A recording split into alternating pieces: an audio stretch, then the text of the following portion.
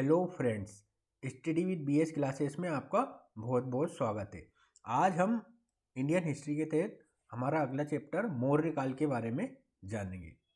ठीक है, तो मौर्य काल कब से था? 322 बीसी से लेके तो 185 बीसी तक इसका काल था। ठीक है, जानकारी के स्रोत हमें कहाँ कहाँ से मिलते हैं? जानकारी के स्रोत मिलते हैं हमें कौटिल्य के अर्थशास्त्र से, मेगनेस्टीस की इंडिका से, अशोक के शिलालेख से। ठीक है, तो सबसे पहले हम जानेंगे कौटिल्य का अर्थशास्त्र क्या था और इसमें क्या लिखा हुआ है। कौटिल्य ने राजनीतिक प्रशासनिक विषय को केंद्र बनाकर अर्थशास्त्र नामक पुस्तक लिखी। इसमें चक्रवर्ती राज्य और राजा का उल्लेख है। यहाँ चक्रवर्ती राजा का तात्पर्य हिमालय से हिंद महासागर तक के क्षेत्र पर शासन करने वालों से है। कौटिल्य ने कर प्रणाली, गुप्तचर प्रणाली, आर्थिक सामाजिक विषय पर विस्तार से लिखा है। कौटिल्य ने लिखा है कि प्रजा के सुख में राजा का सुख है, अतः राजा को वो कार्य करना चाहिए जो प्रजा के हित में है। इस तरह कौटिल्य ने एक लोक कल्याणकारी राज्य की अवधारणा प्रस्तुत की। कौटिल्य ने लिखा कि सेना में सभी वर्ण के लोगों को शामिल करना चाहिए। इस तरह कौटिल्य राज्य हित पर बल देते हुए शासन कार्य में वर्ण भेद को अस्वीकार करते हैं। ठीक है, वर्ण भेद को ये अस्वीकार करते हैं। कौटिल्य ने राज्य के 7 अंगों की चर्चा की है। कौन कौन से 7 अंगों की चर्चा की है? सम्राट, अमात्य, दुर्ग, कोष, बल, मित्र और राष्ट्र। ये 7 अंग इन्होंने माने हैं कौटिल्य ने। कौन कौन से हैं एक बार और आप अच्छे से याद रख लीजिए। सम्राट, अमात्य, दुर्ग, कोष, बल, मित्र और राष्ट्र। कौटिल्य ने राज्य के सर्वोच्च अधिकारियों के रूप में 18 तीर्थों का उल्लेख किया है तथा विभिन्न विभागों के 26 अध्यक्षों का उल्लेख किया है। 18 तीर्थ और 26 अध्यक्षों का उल्लेख किया है। कौटिल्य ने मंडल सिद्धांत के तहत विदेश नीति की चर्चा की और बताया कि पड़ोसी स्वाभाविक शत्रु होता है। इस तरह कौटिल्य यथार्थवादी राजनीतिज्ञ विचारक की कोटि में आता है। इसे भारत का मेकियावली भी कहते हैं। मेकियावली ऑफ इंडिया कौटिल्य को कहते हैं। अर्थशास्त्र में किसी मौर्य शासक का नाम नहीं मिलता है ना, किसी भी मौर्य शासक का नाम नहीं मिलता है, केवल वहाँ की जानकारी मिलती है मौर्य शासन की। ठीक है, अब हम जानेंगे दूसरा स्रोत मेगास्थनीज की इंडिका। मेगास्थनीज यूनानी शासक सेल्यूकस का राजदूत था जो चंद्रगुप्त मौर्य के दरबार में आया था। मेगास्थनीज ने भारत की भौगोलिक स्थिति, नगर प्रशासन परिषद, सैनिक प्रशासन परिषद तथा पाटलिपुत्र का व्यापक वर्णन किया है।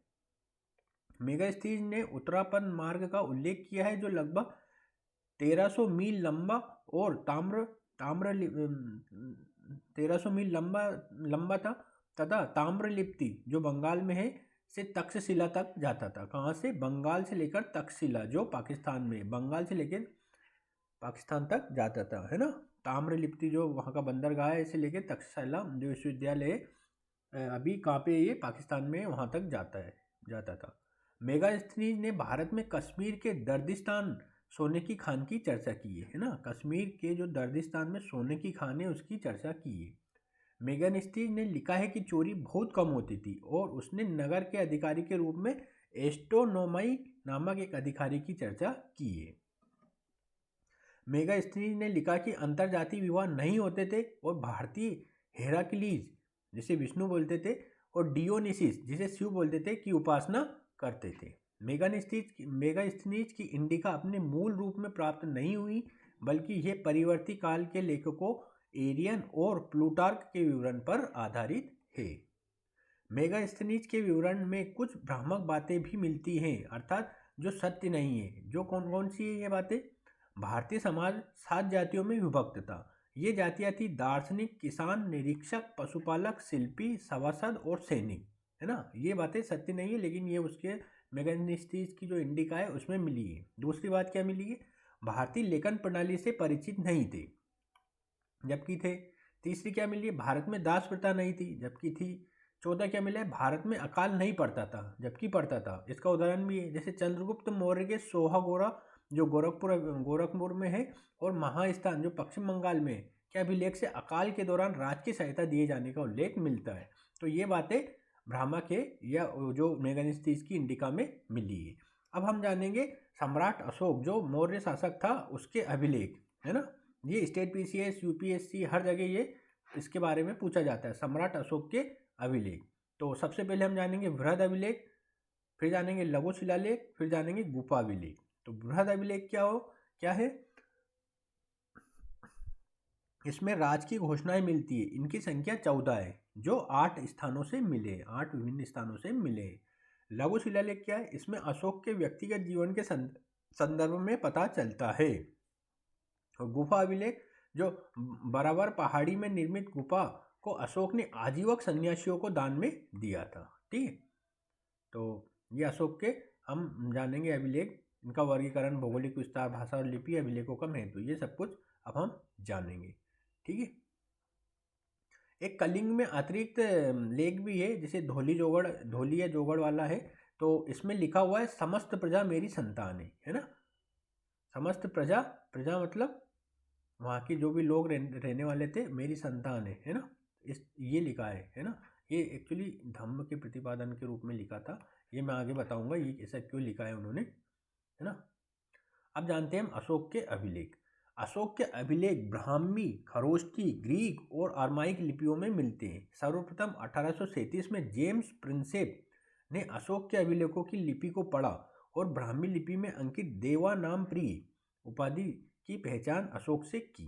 मतलब देवा नाम प्रिय अगर कहीं अशोक नाम मिलता है तो वो कौन है? सम्राट अशोक।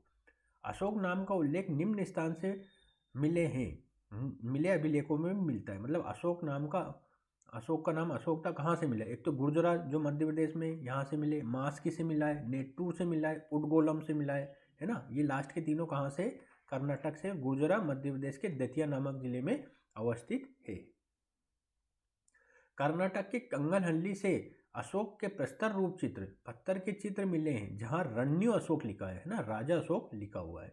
अशोक के अलावा मौर्य शासक दशरथ ने भी देवा नाम प्रिय की उपाधि ली, तो साथ ही श्रीलंका के शासक तिस ने भी देवा नाम प्रिय की उपाधि ली है। तो अशोक के अलावा दो और कौन ने लिए? एक तो दशरथ ने लिए और एक तिस ने लिए। अशोक ने पत्थरों पर लेख लिखवाने की परंपरा ईरानी शासक डेरियस फर्स्ट से प्राप्त की।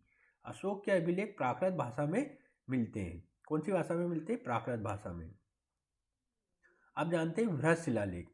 14 बृहद शिलालेखों में राज की घोषणाओं का पता चलता है जो निम्नलिखित है। पूरी 14 जो शिलालेख है उनके बारे में मैं बताऊंगा।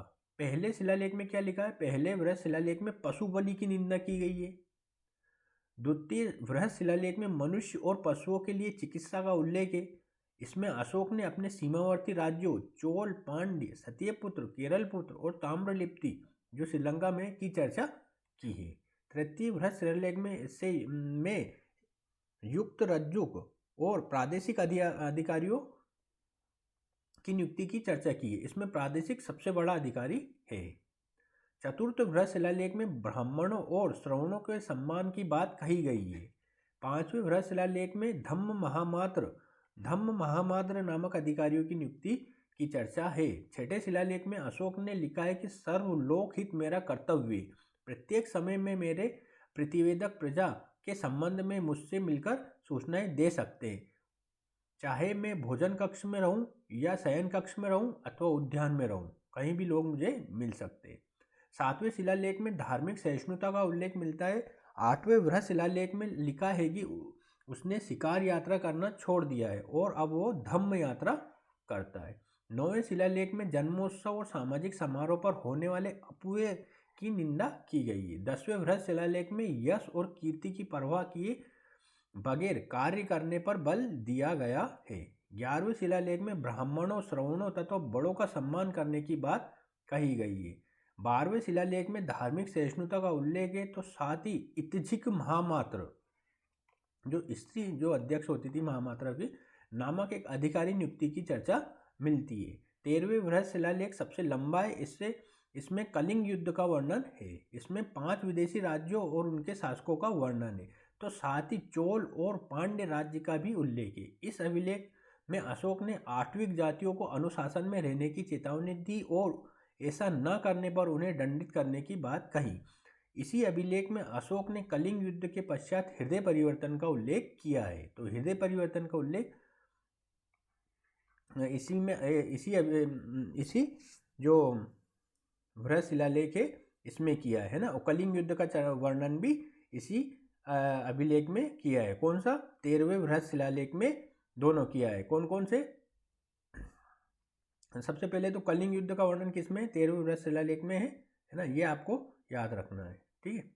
और अतिरिक्त कलिंग शिलालेख धौली और जोगड़ में इसमें लिखा है कि समस्त प्रजा मेरी संतान है। समस्त प्रजा मेरी संतान है। अब कुछ हम अन्य अभिलेख जानते हैं अशोक के।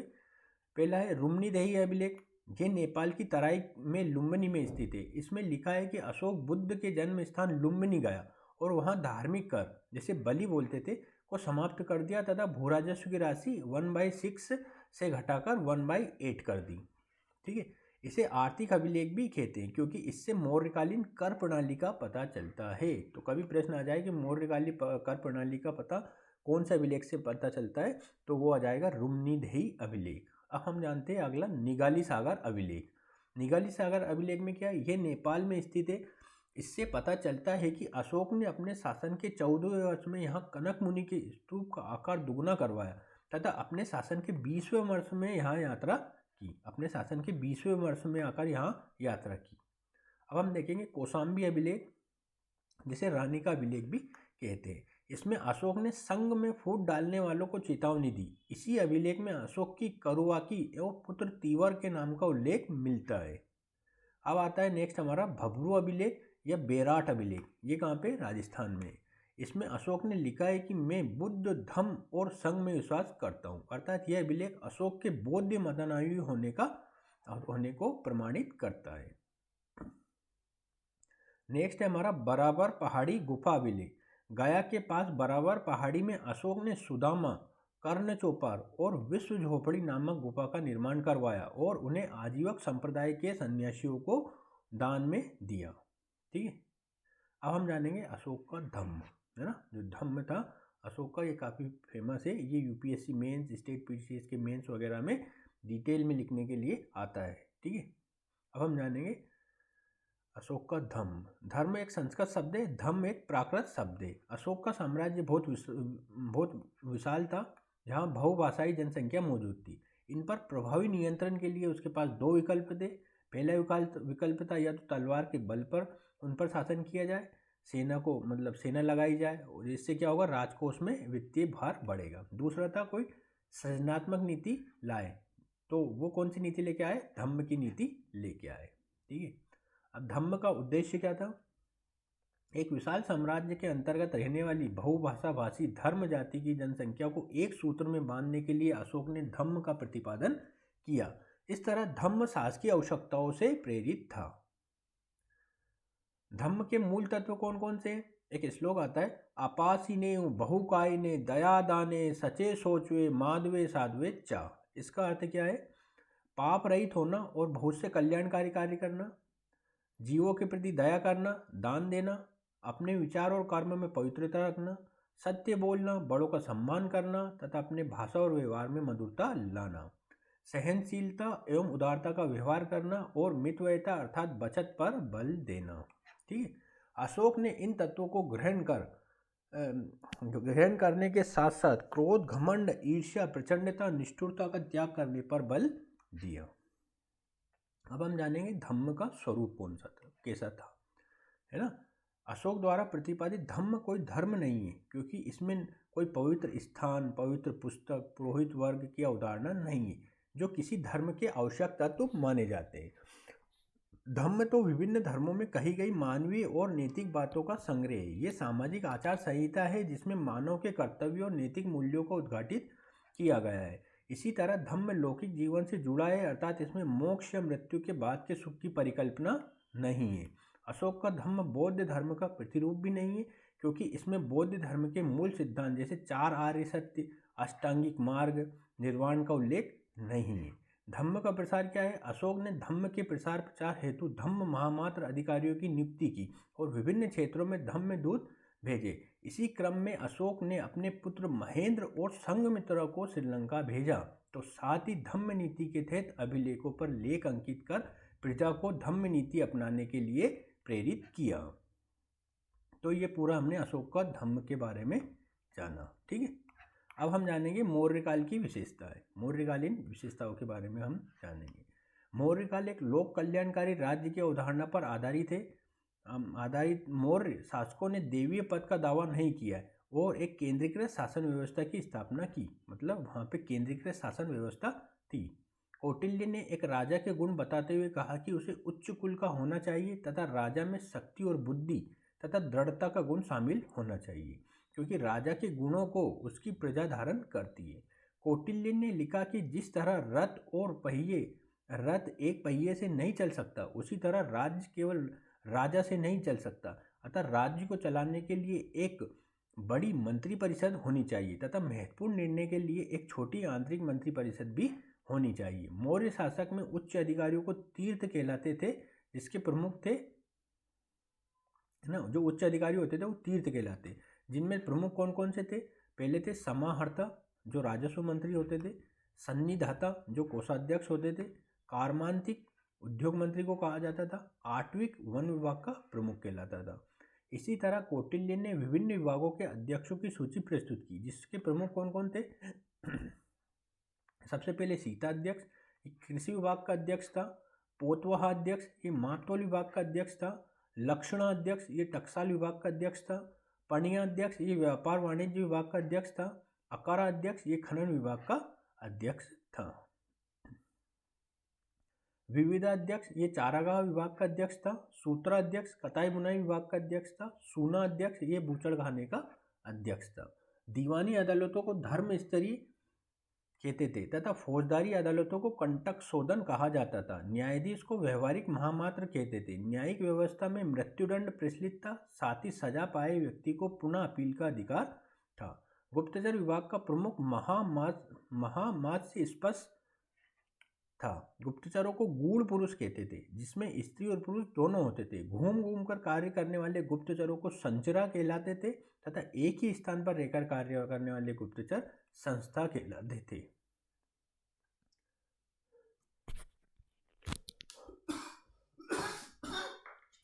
सॉरी।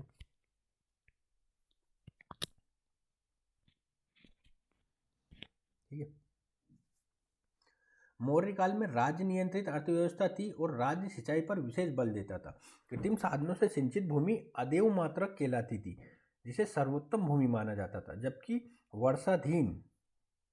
वर्षा के अधीन जो भूमि थी उसे देवमात्रक कहलाती थी। चंद्रगुप्त मौर्य के समय सौराष्ट्र प्रांत का प्रमुख पुष्यगुप्त वैश्य था, जिसने सुदर्शन झील का निर्माण कराया और जिससे सिंचाई की जाती थी। राज की भूमि सीता कहलाती थी, है ना।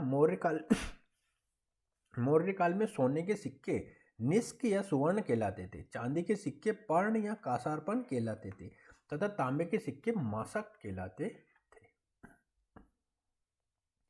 मेगास्थनीज ने शहर के प्रमुख अधिकारी के रूप में एस्ट्रोनोमाई का उल्लेख किया है, तो एक अन्य अधिकारी एग्रोमोनाई का भी उल्लेख किया है, जो सड़क निर्माण और सिंचाई कार्यों से संबंधित था। मौर्यकालीन समाज में महिलाओं को प्रशासन में शामिल किया जाता था। वे अंगरक्षक के रूप में नियुक्त होती थी और गुप्तचर का कार्य भी करती थी। समाज में विधवा विवाह की अनुमति थी। स्त्री और पुरुष दोनों को मोक्ष अर्थात तलाक प्राप्त करने की अनुमति थी। मौर्य काल में प्रवहन एक सामाजिक समारोह था। मौर्य काल में आग को राष्ट्रीय संकट माना जाता था। वस्तुतः राजधानी में काष्ठ निर्मित भवन होते थे, अतः नगर प्रशासन का मुख्य कार्य नगरों को आग से बचाना था।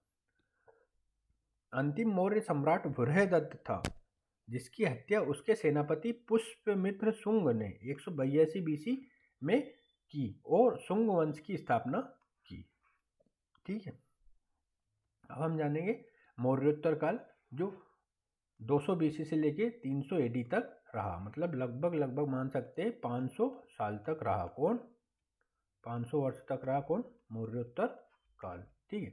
इसकी हम विशेषताएं जानेंगे। विशेषता क्या क्या थी? अनेक राजनीतिक इकाइयों का उदय हुआ इस काल में। व्यापार वाणिज्य का अत्यधिक विकास हुआ। मुद्रा अर्थव्यवस्था का अत्यधिक विकास हुआ। रोमन साम्राज्य और दक्षिण पूर्व एशिया से घनिष्ठ संबंध बने। मानसूनी हवाओं की खोज हुई। विदेशियों का बड़ी संख्या में भारतीय समाज में आए और उनका आत्मसातीकरण हुआ। भूमिदान प्रथा का आगमन हुआ। गांधारी मूर्तिकला का विकास हुआ। ठीक है, तो ये सब इसकी मतलब प्रमुख प्रमुख विशेषताएं, इनको हम अलग से भी जानेंगे। ठीक है, और इस काल में प्रमुख जो देसी राज्य थे मतलब इंडिया के, वो कौन कौन से थे? सबसे पहले था शुंग वंश,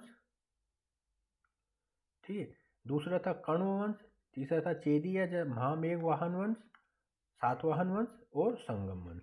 विदेशी राज्य में कौन कौन से थे? पहले था इंडो ग्रीक, दूसरा था शक, तीसरा था कुषाण, चौथा था पहलव। ठीक है, तो हम इनकी विशेषताएं फिर राज्यों के बारे में भी जानेंगे। ठीक है, तो स्टार्ट करते हैं विशेषताओं से।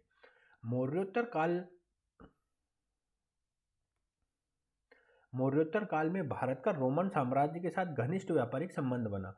भारत से रेशम और मसालों का निर्यात रोम किया जाता था। बदले में भारत को सोने चांदी के रूप में बहुमूल्य धातु प्राप्त होती थी। इसी संदर्भ में प्लिनी नामक यात्री ने दुख व्यक्त करते हुए कहा कि भारतीय विलासिता की वस्तुओं के बदले रोम की धन संपत्ति भारत जा रही है, किंतु इसे हम धन निकासी नहीं मान सकते, क्योंकि भारत रोम व्यापार समानता के सिद्धांत पर आधारित था तथा इस धन के बदले रोमन आवश्यकताओं की पूर्ति हो रही थी। जबकि आधुनिक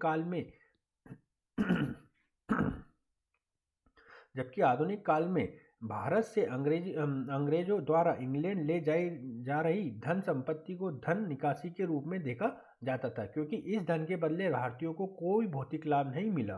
दरअसल भारत ब्रिटिश का उपनिवेश था, अतः औपनिवेशिक हितों की पूर्ति के लिए अंग्रेजों ने धन की निकासी की। तो ये जो अंग्रेजों ने की धन की निकासी कहलाती है, जबकि इस समय में जो रोम से भारत मतलब रोम से मुद्रा आई, उसको इस तरह का धन निकासी नहीं कह सकते। भारत से निर्यात किए जाने वाले मलमल, जिसे सिल्क कहते थे, और उससे बने पारदर्शी वस्त्र रोमन साम्राज्य में नैतिकता के लिए संकट बन रहे थे। इन्हीं संदर्भों में रोमन सम्राट टिबेरियस ने भारत में वस्तुओं के आयात को कम करने का प्रस्ताव रखा। रोमन मसाला आवश्यकताओं की पूर्ति के लिए भारतीय व्यापारियों ने दक्षिण पूर्व एशिया से व्यापारिक संबंध बनाया और वहां से वस्तुओं को लाकर रोम भेजा। इसी क्रम में भारत में पूर्वी और पश्चिमी तटों पर बंदरगाहों का अत्यधिक विकास हुआ। वस्तुतः इस काल में हिप्पालस नामक नाविक ने मानसूनी हवाओं की खोज की, फलतः समुद्री यातायात और सुविधाजनक हुआ। मतलब मानसूनी हवाओं की इस काल में खोज हुई।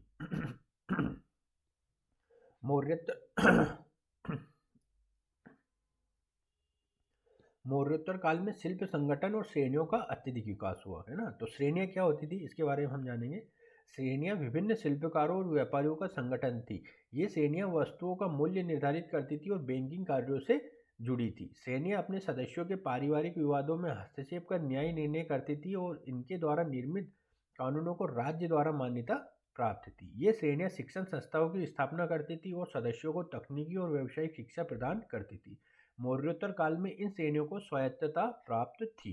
मौर्योत्तरकालीन समाज क्या था? मौर्योत्तरकालीन समाज में बड़ी संख्या में विदेशियों का आगमन हुआ और समाज में इन्हें आत्मसात करते हुए व्रात्य क्षत्रिय का दर्जा दिया गया। इस काल में शूद्रों की कृषि में भागीदारी से उनकी स्थिति में कुछ सुधार हुआ, तो दूसरी तरफ शासक वर्ग के रूप में विदेशियों के आगमन से उसे वर्ण व्यवस्था के प्रति आक्रोश व्यक्त करने का अवसर मिला। अतः वैश्य और शूद्र अपने कर दायित्वों से विमुख होने लगे। इसी क्रम में कलयुग की अवधारणा आई। इसकी अवधारणा आई, कलयुग की अवधारणा आई। मौर्योत्तर काल में मनुस्मृति की रचना हुई, जो भारतीय सामाजिक विधान की पुस्तक है, जिसमें वर्ण व्यवस्था को सुचारू रूप से चलाने पर बल दिया गया है। इस काल में धार्मिक क्षेत्र में भक्ति की अवधारणा सामने आई। शैव धर्म के अंतर्गत पाशुपत संप्रदाय का उदय हुआ, जिसके प्रवर्तक लकुलीस थे। इसी काल में भागवत धर्म का विकास हुआ। कृष्ण के उपासक भागवत कहलाते थे। इस तरह भागवत धर्म कृष्ण से जुड़ा था, जिन्हें विष्णु का एक अवतार माना जाता है ना। अब हम वंशों के बारे में जानेंगे। सबसे पहले जानेंगे शुंग वंश। ठीक है, ये 185 ईसा पूर्व से 75 ईसा पूर्व तक था। इसकी राजधानी पाटलिपुत्र थी। जानकारी के स्रोत कहाँ कहाँ मिलते हैं शुंग वंश के बारे में? पतंजलि का महाभाष्य, कालिदास के ग्रंथों में जानकारी प्राप्त होती है। इन दोनों से इंडो ग्रीक जो यवन आक्रमण की सूचना भी मिलती है। ठीक है, पतंजलि पुष्यमित्र शुंग के पुरोहित थे। हेलियोडोरस का गरुड़ स्तंभ, ये कहाँ पे? विदिशा में।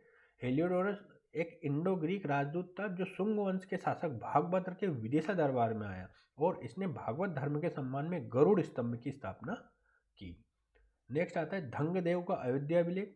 धंगदेव पुष्यमित्र शुंग के समय अयोध्या का राज्यपाल था, जिसने पुष्यमित्र शुंग द्वारा किए गए 2 अश्वमेध यज्ञों का वर्णन किया है ना। भरूत स्तूप भी है। अब हम जानेंगे पुष्यमित्र शुंग के बारे में। ये एक सेनानी था, ये शुंग वंश का संस्थापक था। इसके समय में पहला इंडो ग्रीक आक्रमण हुआ, जिसे इसके पौत्र वसुमित्र ने विफल कर दिया। इस विजय के उपलक्ष्य में पुष्यमित्र शुंग ने अश्वमेध यज्ञ कराया। फिर आता है कर्णवंश।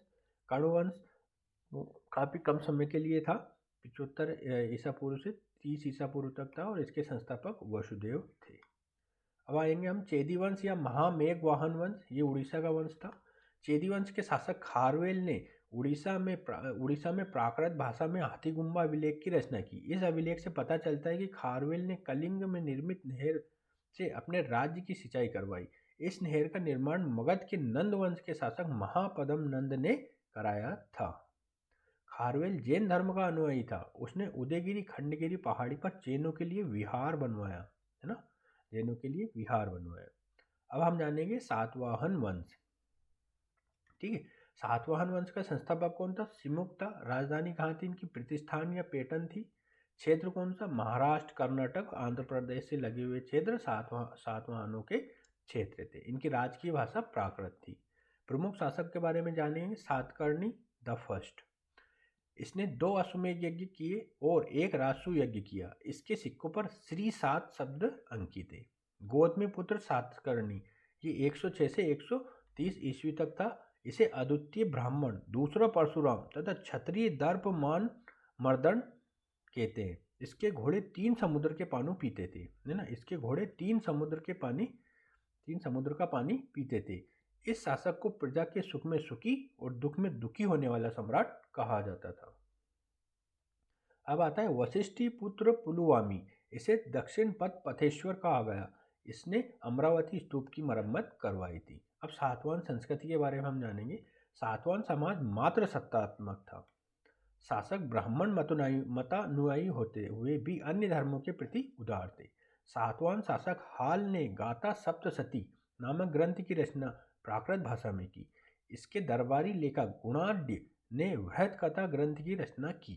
सातवाहन समाज में पहली बार भूमिदान प्रथा शुरू हुई, जिसके आगे चलकर सामंती व्यवस्था का निर्माण में भूमिका निभाई ना। सामंती व्यवस्था के निर्माण में बहुत महत्वपूर्ण भूमिका निभाई किसने? भूमिदान प्रथा ने। आरंभिक स्तर पर ये भूमिदान धार्मिक उद्देश्य से दिए जाते थे। ठीक है, अब हम जानेंगे संगम काल, है ना। संगम काल की जानकारी के स्रोत हमें कहाँ कहाँ से मिलते हैं? संगम साहित्य से मिलते हैं, है ना। महापाषाण जो पत्थर होते थे बड़े बड़े, उनसे मिलते हैं। ठीक है, महापाषाण क्या होते थे? ये समाधि स्थल थे, आवासीय बस्ती से दूर होते थे, लौह धातु से अनिवार्यता संबंधित थे और दक्षिण भारत से संबंधित थे। ठीक है, दक्षिण भारत के अगर हम जानेंगे तो ये जो पश्चिम में ये क्षेत्र है, ये चेर क्षेत्र कहलाता था और पूर्वी क्षेत्र में सबसे जो नीचे वाला क्षेत्र था ये पांड्य रीजन कहलाता था और उसके ऊपर चोल रीजन कहलाता था। संगमकालीन समाज के बारे में जानेंगे। संगमकालीन समाज मात्र सत्तात्मक समाज था। समाज में चतुवर्ण व्यवस्था नहीं थी, बल्कि समाज ब्राह्मण और गैर ब्राह्मण में बटा हुआ था। उत्तर भारत से दक्षिण भारत आने वाले ब्राह्मण वेदियार कहलाते थे। बड़ी संख्या में आने वाले ऐसे ब्राह्मणों की परंपरा को बड़वा प्रथा के नाम से जाना जाता था। शासक वर्ग को अरसर कहा जाता था तो धनी किसान वेल्लाल कहलाता था। ये भूस्वामी था। इसकी नियुक्ति सैनिक असैनिक पदों पर होती थी। राज परिवार के साथ इनका वैवाहिक संबंध था।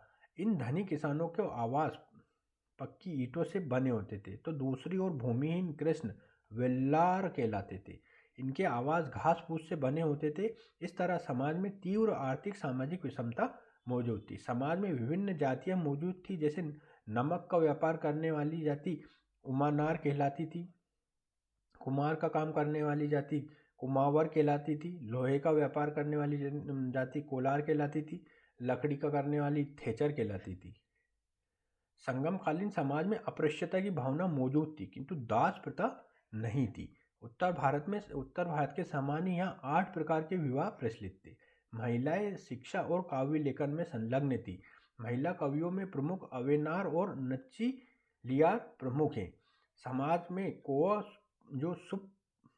जो था वो शुभ पक्षी के रूप में माना जाता था, क्योंकि ये अतिथि आगमन का सूचक था। आज भी हम कौवा अगर अपनी छत पर आकर बैठता है तो हम कहते हैं कि अतिथि आने वाले हैं। समाज में मृतक संस्कार पद्धति में समाधिकरण और अग्निदाह प्रचलित था। मुख्यतः समाधिकरण होता था। समाधि को बड़े बड़े पत्थरों से ढका जाता था, अतः यह पाषाण निर्मित संरचना महापाषाण कहलाती थी। समाज में मुरुगन जो शिव थे की उपासना सबसे प्राचीन थी। विष्णु की उपासना में तुलसी पत्र का उपयोग किया जाता था। माना जाता है कि अगस्त्य ऋषि ने दक्षिण भारत में वैदिक परंपरा का प्रचार किया। अब हम जानेंगे आर्थिक विशेषताएं। संगमकालीन समाज में आय का सर्वप्रथम स्रोत भू राजस्व था, जिसे कदमई कहा गया। भूमि की माप करते हुए राजस्व का निर्धारण किया जाता था। भूमि माप की इकाई मावेदी या निर्वतन थी। भूमि अत्यंत उपजाऊ थी। कावेरी नदी से जुड़ा क्षेत्र इतना उपजाऊ था कि कहा गया कि जितनी भूमि पर एक हाथी बैठता है उतनी भूमि से एक परिवार के लिए वर्ष भर का उत्पादन होता था। इस तरह उत्पादन अतिशय पर्याप्त था। संगम काल में चावल, नारियल, मसाले और गन्ने की खेती पर विशेष बल दिया जाता था तथा नहर और तालाब से सिंचाई की सुविधा मौजूद थी। इसके लिए राज्य किसानों से अतिरिक्त कर वसूलता था। संगम काल में विभिन्न शिल्प और उद्योग मौजूद थे। वस्त्र निर्माण, अस्त्र शस्त्र निर्माण, चर्म सामग्री निर्माण, नमक निर्माण उद्योग विकसित थे। वस्तुतः श्रम का विभाजन और विशेषीकरण मौजूद था। संगम काल में आंतरिक और बाह्य व्यापार विकसित था। पश्चिमी तट पर नोरा, टोंडी, मुजरिस बंदरगाह मौजूद थे, तो पूर्वी तट पर फुहार, जिसे कावेरीपट्टनम कहते थे, प्रमुख बंदरगाह था, जो चोल राज्य में मौजूद था। अरिकामेडू जो पुडुचेरी के निकट है से रोमन बस्ती के साक्ष्य मिले, तो साथ ही रोमन सम्राट ऑगस्टस और टिबेरियस के सिक्के भी मिले हैं, जो भारत रोम व्यापार को सूचित करते। मसाले, रत्न, हाथीदांत की सामग्री निर्यात की जाती थी। मसाले, रत्न और हाथीदांत की सामग्री निर्यात की जाती थी। सीमा शुल्क को कारूकारा कहते थे, तो सोने के सिक्के कासुनकस पोन के नाम से जाने जाते थे। अब हम विदेशी राज्यों के बारे में जानेंगे, है ना। विदेशी राज्य सबसे पहले जानेंगे इंडो ग्रीक 183 बीसी से लेकर 300 बीसी तक था। मौर्योत्तर काल में सर्वप्रथम आने वाले विदेशी इंडो ग्रीक थे। इनके इतिहास की जानकारी का प्रमाणिक स्रोत सिक्के हैं। ये प्रथम शासक थे जिन्होंने सिक्कों पर नाम, तिथि और चित्रों का अंकन किया है। प्रमुख शासक कौन था इनका? मिनांडर। ये एक इंडो ग्रीक शासक था। बौद्ध ग्रंथों में इसे मिलिंद नाम से जाना जाता है। यह बौद्ध मतानुयायी था। बौद्ध ग्रंथ मिलिंदपनों में मिनांडर और बौद्ध आचार्य नागसेन के बीच दार्शनिक वाद विवाद का उल्लेख मिलता है। मिनांडर के सिक्कों पर धर्मचक्र अंकित है, जो इसके बौद्ध मतानुयायी होने का सूचक है। मिनांडर प्रथम इंडो ग्रीक शासक था जिसे सोने के सिक्के चलाए और इन सिक्कों के लिए द्रम शब्द का प्रयोग किया, जो यूनानी भाषा में लिखा गया है। अब हम जानेंगे शक शासक। मध्य एशिया से आए शक जाति ने भारत में अनेक शाखाओं की स्थापना की। उन्होंने इंडो ग्रीक शासकों को पराजित करते हुए विभिन्न क्षेत्रों पर नियंत्रण स्थापित किया। नासिक, उज्जैन, तक्षशिला इनकी शक्ति के प्रमुख केंद्र थे। नासिक में शकों के छेहरात वंश का शासन था, जिससे जुड़ा एक शासक नहेपाल था। इसे सातवाहन शासक गौतमीपुत्र सातकर्णी ने पराजित किया। यह बात नासिक के जोगलथंबी नामक स्थान से मिले नहेपाल के सिक्कों से प्रमाणित होता है, क्योंकि इन सिक्कों पर एक तरफ नहेपान का नाम था, तो दूसरी तरफ विजय के उपरांत गौतमीपुत्र सातकर्णी ने अपना नाम अंकित किया। ठीक है। उज्जैन में शकों का चाष्टान वंश का शासन था, जिससे संबंधित प्रमुख शासक रुद्रदामन था, जिसने सुदर्शन झील का पुनर्निर्माण कराया और इस कार्य के लिए प्रजा पर कोई अतिरिक्त कर न आरोपित किया और न ही जनता से बेकार, भ्रष्टी, बिना वेतन के ऐसा कुछ भी नहीं कराया, है ना। है ना। कोई अतिरिक्त कर नहीं लिया ना, बेगार वृष्टि बिना वेतन के कराए, मतलब है ना, बिना वेतन मतलब बिना तो बेगार लिया ना वृष्टि की, है ना, ऐसा नहीं किया उन्हें वेतन नहीं दिया, है ना। रुद्ररामन ने संस्कृत भाषा में जूनागढ़ अभिलेख की, ये जूनागढ़ अभिलेख की रचना की, जिसमें सुदर्शन झील का उल्लेख मिलता है। ये प्रथम विदेशी शासक था जिसने सिंचाई कार्य में रुचि ली। ठीक है, अब हम जानेंगे कुषाण वंश। कुषाण वंश का पहला शासक कौन था? कुजुल कडफिसस। भारत में कुषाण वंश का संस्थापक कुजुल कडफिसस था। इसने तांबे के सिक्के चलाए। ठीक है, तांबे के सिक्के चलाए। ये बौद्ध मत का था और इसके सिक्कों पर धर्मतीर्थ अंकित है। सेकंड है विमल कडफिसस। इसने सोने के सिक्के चलाए। इसके सिक्कों पर शिव, नंदी और त्रिशूल का अंकन मिलता है, जो इसके सेव मतानुयायी होने को प्रमाणित करता है। नेक्स्ट है हमारा कनिष्क। ये 78 ईसा से लेके 101 ईस्वी 78 ईस्वी से लेके 101 ईस्वी तक था। कनिष्क का राज्याभिषेक 78 ईसा पूर्व में हुआ, अतः इस उपलक्ष्य में कनिष्क ने शक संवत चलाया। इस तरह शक संवत की शुरुआत हुई। कनिष्क के काल में रेशम मार्ग पर कुषाणों का नियंत्रण था। चीन से भारत होते हुए रोम तक जाने वाले इस व्यापारिक मार्ग पर रेशम का अत्यधिक व्यापार होता था। इस पर भारत मध्यस्थ की भूमिका निभाता था। कनिष्क के समय कश्मीर के कुंडलवन में चतुर्थ बौद्ध संगीति का आयोजन हुआ, जहां बौद्ध धर्म की महायान शाखा का उदय हुआ। इस तरह कनिष्क महायान शाखा का संरक्षक था। कनिष्क के दरबार में अश्वघोष नामक विद्वान रहते थे, जिन्होंने बुद्ध चरित्र ग्रंथ की रचना की, तथा चरक नामक चिकित्सक भी रहते थे। कनिष्क ने अपनी राजधानी पुरुषपुर पेशावर में स्तूप का निर्माण कराया। कनिष्क के पुरोहित का नाम संगरक्ष था, जिसने मार्ग भूमि सूत्र ग्रंथ लिखा। कनिष्क का उत्तराधिकारी हुइष्क था, जिसकी राजधानी मथुरा थी। इसके सिक्कों पर शैव और वैष्णव धर्म के प्रतीक मिलते हैं। कुषाणों ने राजा की प्रतिमा का प्रचलन किया, तो साथ ही सोने के सिक्के चलाए, साथ ही गांधारी कला का संरक्षण भी दिया। ठीक है, अब हम जानेंगे गुप्त काल। गुप्त काल के बारे में हम पढ़ेंगे अब। ठीक है, ये कब से कब तक शासक था? 319 ईसा से 550 ईस्वी तक इनका शासन था। ठीक है, गुप्त किनके सामंत थे? कुषाणों के सामंत थे। गुप्त वंश का संस्थापक कौन था? श्रीगुप्त था। अब हम जानेंगे चंद्रगुप्त फर्स्ट के बारे में। चंद्रगुप्त फर्स्ट ने 319 ईस्वी में अपना राज्याभिषेक किया और गुप्त संवत की स्थापना की। चंद्रगुप्त फर्स्ट ने महाराजाधिराज की उपाधि धारण की और लिच्छवी राजकुमारी कुमारी देवी से विवाह किया और इससे उत्पन्न पुत्र समुद्रगुप्त को लिच्छवी दोहीकृत कहा गया। ठीक है, समुद्रगुप्त ये एक यथार्थवादी शासक था। इसने विभिन्न उपाधियां धारण की, जैसे अश्वमेध पराक्रम, समर्श है, जैसे समर्थ सत बोलते थे, सर्व राजा क्षेता और काच। समुद्रगुप्त के सिक्कों पर उसे वीणा बजाते हुए दिखाया गया है तथा कविराज भी कहा गया है। सैन्य अभियान क्या था इनका?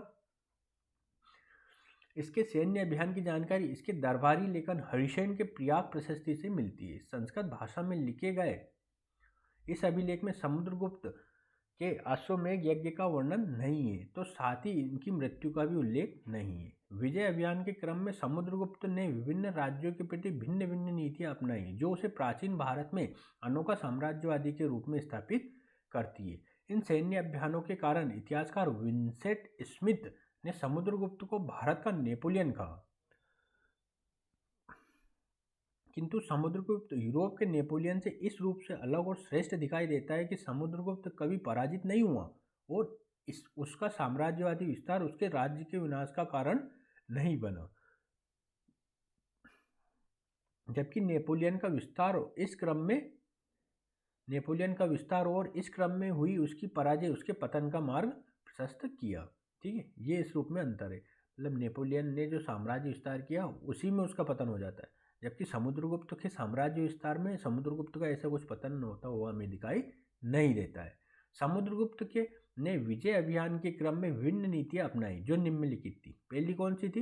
राज्य प्रश्नोद्धरण की नीति। समुद्रगुप्त ने आर्यावर्त, जो उत्तर भारत था, का अभियान कर मगध के आसपास के क्षेत्र को जीतकर उन्हें अपने राज्य में प्रत्यक्ष रूप से मिला लिया। सेकेंड है सर्व कर दानाज्ञाकरण की नीति। सीमांत क्षेत्रों या आसपास के राज्यों सीमांत क्षेत्रों या प्रत्यंत राज्यों को पराजित कर उन्हें कर देने के लिए बाध्य किया। परिचारीकृत नीति। आठवीं जातियों को पराजित कर उन्हें परिचारिका या दास बनाया गया। कन्योपायन की नीति। विदेशी राज्यों को पराजित कर उनकी कन्याओं का विवाह गुप्त वंश में कराना। ठीक है। पांचवा है ग्रहणों मोक्षानुग्रह की नीति। दक्षिण भारत के 12 राजाओं के संघ को पराजित कर उसने राज्य पुनः उन्हें पराजित कर उनके राज्य पुनः उन्हें सौंपकर धन प्राप्त करने की जो नीति थी वो ग्रहण मोक्षानुग्रह की नीति थी। अब हम जानते हैं अगला चंद्रगुप्त सेकेंड, इसे विक्रमादित्य भी कहते थे। चंद्रगुप्त सेकेंड विक्रमादित्य। चंद्रगुप्त सेकेंड को देवश्री, देवराज, देवगुप्त के नाम से भी जाना जाता है। चंद्रगुप्त सेकेंड ने वैवाहिक संबंधों के माध्यम से अपनी शक्ति का विस्तार किया। उसने नाग वंश की राजकुमारी कुबेर नागा से विवाह किया। इस तरह अपने पुत्र कुमारगुप्त फर्स्ट का विवाह कदम्ब वंश से किया तो अपनी पुत्री प्रभावती का विवाह पश्चिम भारत के वाकटक वंश से किया। अतः वाकटक वंश के सहयोग से उसने पश्चिम भारत के शकों को पराजित किया और इस विजय के उपलक्ष्य में चांदी का सिक्का जारी किया। चंद्रगुप्त सेकेंड ने मेहरौली में लोह स्तंभ का निर्माण कराया। चंद्रगुप्त सेकेंड के दरबार में नवरत्न मौजूद थे जिसमें प्रमुख थे कालिदास, वराहमिहिर, धन्वंतरी और अमर सिंह। चंद्रगुप्त सेकेंड के समय चीनी यात्री फाहियान भारत आया जो लगभग 399 से लेकर 414 ईस्वी तक भारत रहा। कौन? फाहियान। अब हम जानेंगे फाहियान का विवरण। फाहियान के बचपन का नाम कुंग था। इसका उद्देश्य भारत में बौद्ध ग्रंथ संबंधी ग्रंथों का अध्ययन करना था। फाहियान ने चीन पहुंचकर अपना विवरण फ्योक्योकी नामक ग्रंथ में लिखा। इसमें किसी गुप्त शासक का नाम नहीं मिलता है। फाहियान ने लिखा कि मध्य देश के लोग सुखी थे। मकान का पंजीकरण नहीं होता था। दंड विधान उदार था, मतलब लिबरल था। मृत्युदंड की सजा नहीं दी जाती थी। मांस, मदिरा, लहसुन, प्याज का प्रयोग नहीं होता था। फाहियान ने चंडालों का विस्तृत विवरण देते हुए लिखा कि जब वे नगर में प्रवेश करते थे तो उन्हें सड़क पर एक डंडे से आवाज करते हुए चलना पड़ता था ताकि लोग मार्ग से हट जाए और उनकी छाया से अपवित्र होने से बच जाए। इस तरह समाज में अस्पृश्यता मौजूद थी। फाहियान ने लिखा कि लेन देन में कौड़ियों का प्रयोग होता था। कपिलवस्तु, कुशीनगर और श्रावस्ती नगर उजड़ गए थे जो व्यापार में गिरावट का सूचक था। कुमारगुप्त फर्स्ट, महेंद्रादित्य जिसे बोलते हैं, इसने अश्वमेध यज्ञ किया। ये कार्तिकेय का उपासक था। इसके सिक्कों पर मयूर की आकृति बनी हुई है। कुमारगुप्त फर्स्ट ने नालंदा महाविहार की स्थापना की जिसे नालंदा विश्वविद्यालय के नाम से जाना गया। कुमारगुप्त फर्स्ट के समय मंदसौर अभिलेख की रचना उसके दरबारी वत्सभट्टी ने की। इसमें उल्लेख है कि रेशम बुनकरों की एक श्रेणी ने अपने व्यवसाय को छोड़ दिया और धनुष बाण बनाने लगे। इस विवरण से भारत रोम व्यापार में गिरावट का पता चलता है क्योंकि भारत के रेशम की मांग कम होने से रेशम व्यवसाय से जुड़े लोग अपने पेशे को छोड़ने के लिए बाध्य हो गए, है ना। ठीक है, मतलब मंदसौर जो अभिलेख था वो किससे संबंधित था? रेशम जो व्यापार में गिरावट आई थी ना, मंदसौर अभिलेख के नाम से जाना जाता है। मंदसौर अभिलेख। अब हम जानेंगे स्कंदगुप्त के बारे में। स्कंदगुप्त ने जूनागढ़ अभिलेख स्कंदगुप्त के जूनागढ़ अभिलेख से पता चलता है कि इसने विदेशी हूण आक्रमणकारियों को पराजित किया।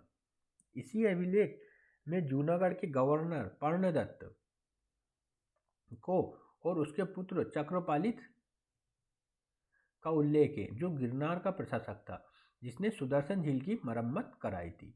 नरसिंहगुप्त बालादित्य, यह बौद्ध मतानुयायी था। इसने हूण शासक मिहिरकुल को पराजित किया। मिहिरकुल शैव मतानुयायी था। नेक्स्ट हम जानेंगे भानुगुप्त। गुप्त शासक भानुगुप्त के बारे में जानेंगे। भानुगुप्त गुप्त शासक भानुगुप्त मध्य प्रदेश में स्थित एरन अभिलेख गुप्त शासक भानुगुप्त का मध्य प्रदेश में स्थित एरन अभिलेख है। इस अभिलेख में पहली बार सती प्रथा का उल्लेख मिलता है। इस तरह सती प्रथा का जानकारी का यह प्राचीनतम अभिलेखीय प्रमाण है। अभिलेखीय प्रमाण को किसके मिलता है? भानुगुप्त के कार्यकाल में। ठीक है, ये आपको याद रखना। कहाँ से मिलता है? एरन। एरन एक मध्य प्रदेश में जगह है ना? कौन से जिले में? सागर जिले में। ठीक है, ये मेरे को इतनी डिटेल इसलिए याद है क्योंकि मैं भी मध्य प्रदेश का हूँ। बता देता हूँ, मध्य प्रदेश के राजगढ़ जिले से हूँ। ठीक है, राजगढ़ में भी ब्यावर तहसील से हूँ। ठीक है, ठीक है, अब ज़्यादा जानकारी नहीं बताऊँगा ब्यावर के अंदर कहाँ से हूँ। अब आता है हमारा नेक्स्ट, गुप्तकालीन विशेषताओं को हम जानेंगे।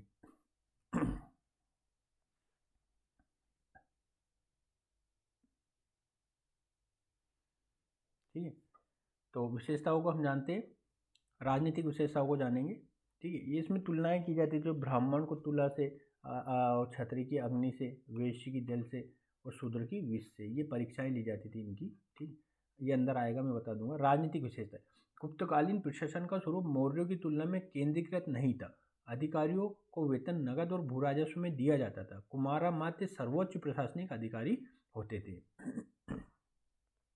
गुप्तकाल में निम्नलिखित प्रशासनिक अधिकारियों की सूचना मिलती है। संधि विग्रह युद्ध और शांति का मंत्री था, जिसे विदेश मंत्री भी कहते थे। दंडपासी पुलिस अधीक्षक था। ध्रुवाधिकरण राजस्व अधिकारी था। प्रांतों को भुक्ति कहते थे और प्रांत का प्रमुख अधिकारी उपरीक कहलाता था। नगर परिषद में व्यावसायिक समूह शामिल होते थे जो निम्नलिखित थे। कौन कौन से थे? नगर श्रेष्ठी नगर श्रेणी का प्रमुख होता था। सार्तवाह व्यापारिक काफिले का प्रमुख था। ये सार्तवाह बहुत बार पूछा जा चुका है। ठीक है, प्रथम कुलिक प्रधान शिल्पी होता था। प्रथम कायस्थ कौन था? प्रधान लेखक कहलाता था। गुप्त काल में पहली बार दीवानी और फौजदारी कानूनों की विस्तृत व्याख्या हुई। प्रथम विधि निर्माता बृहस्पति को माना जाता है। सामाजिक विशेषताएं कैसी थी? गुप्त काल में चतुर्वर्ण व्यवस्था मौजूद थी और अनेक उपजातियों का विकास हुआ। इसी क्रम में ब्राह्मणों की उपजातियां भी आई, जैसे गुजरात में नागर, राजस्थान में श्रीमाली। वर्ण व्यवस्था का आधार पर न्याय किया जाता था। न्याय के लिए दिव्य परीक्षा ली जाती थी, जिसमें ब्राह्मण की तुला से, क्षत्रिय की अग्नि से, वैश्य की जल से और शूद्र की विष से परीक्षा ली जाती थी। इस तरह दंड में भी वर्णभेद मौजूद था, जहां चोरी करने पर ब्राह्मण को सर्वाधिक दंड तथा शूद्र को सबसे कम दंड दिया जाता था। ऐसा क्यों होता था? क्योंकि ब्राह्मण से अपेक्षा की जाती थी वो चोरी नहीं करेगा, लेकिन अगर करी तो सबसे ज़्यादा दंड दिया जाएगा, और शूद्र सामान्यतः चोरी वगैरह करते रहते थे, इसलिए उनको कम दंड दिया जाता था, क्योंकि उन्हीं कार्यों में संलग्न थे, है ना।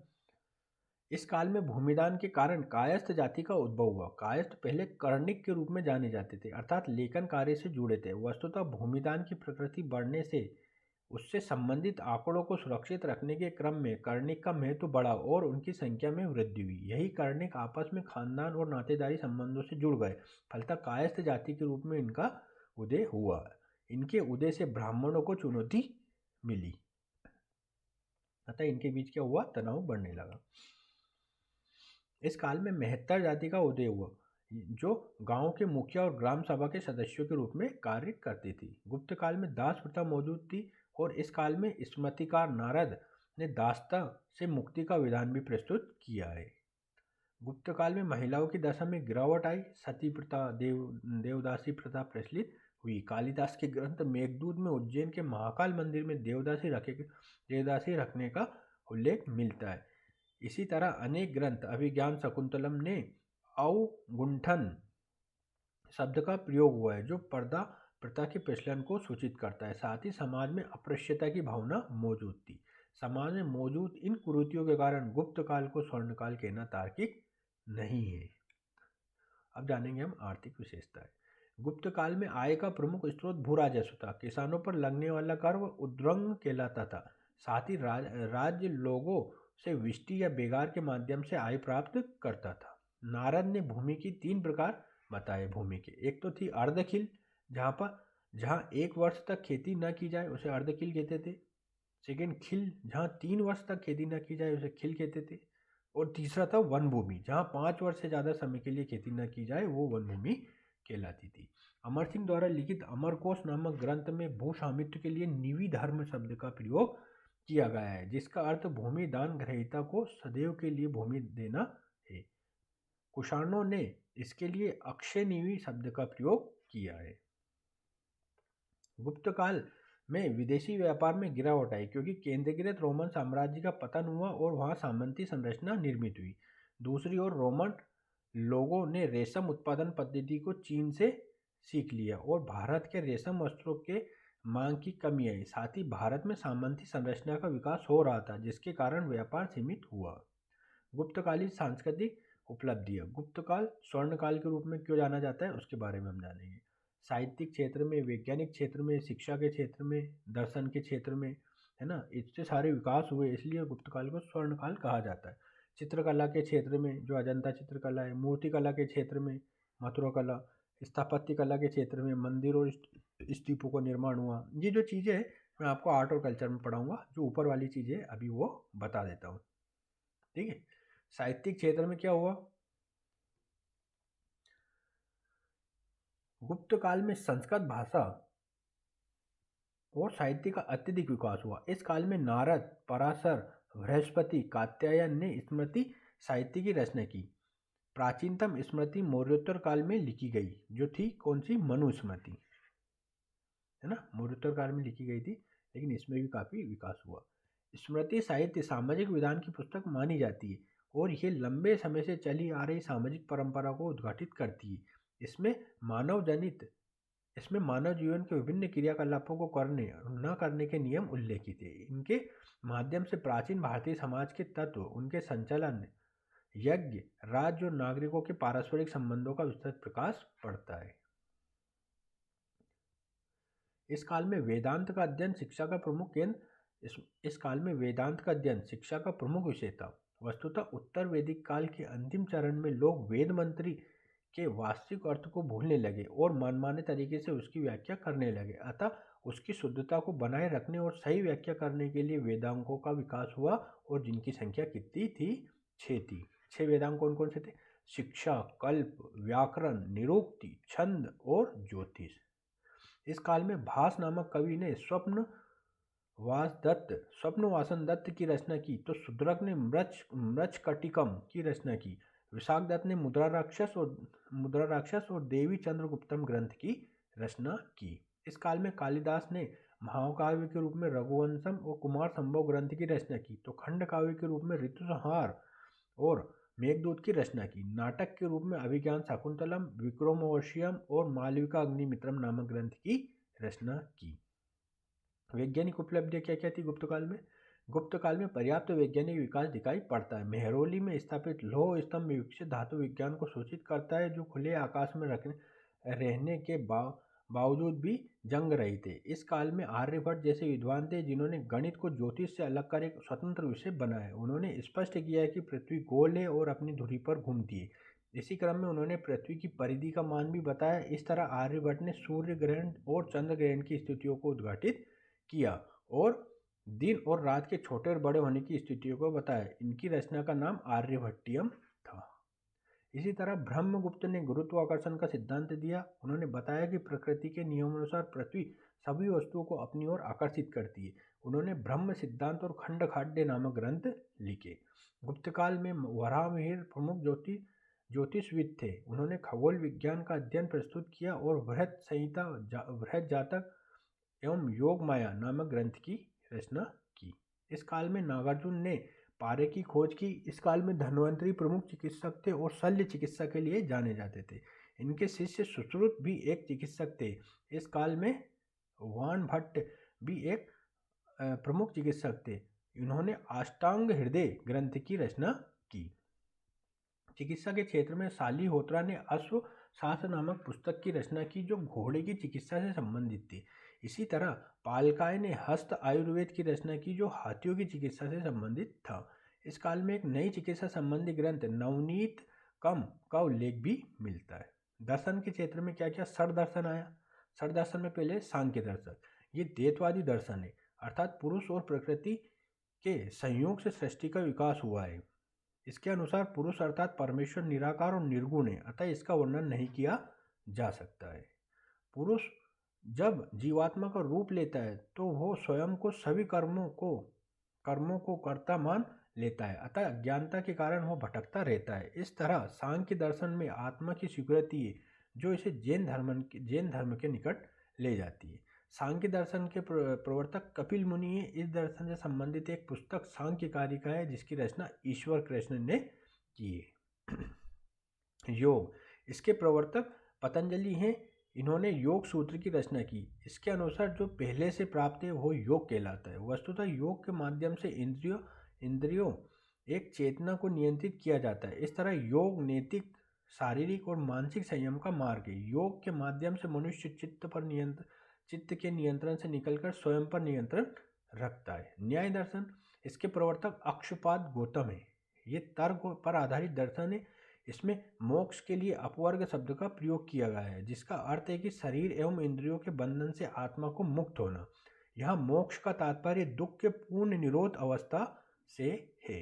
वैशेषिक दर्शन क्या था, जो परमाणु दर्शन कहलाता था, परमाणु दर्शन कहलाता है। इसके प्रवर्तक उलूक कणाद हैं। इसके अनुसार विश्व का निर्माण पृथ्वी, अग्नि, वायु और जल से हुआ है। पूर्व मीमांसा क्या है, इसके प्रवर्तक जैमिनी है। इसमें वेदों के अनुष्ठानिक कार्यों पर बल दिया गया है। वस्तुतः ये वैदिक कर्मकांड पर बल देता है।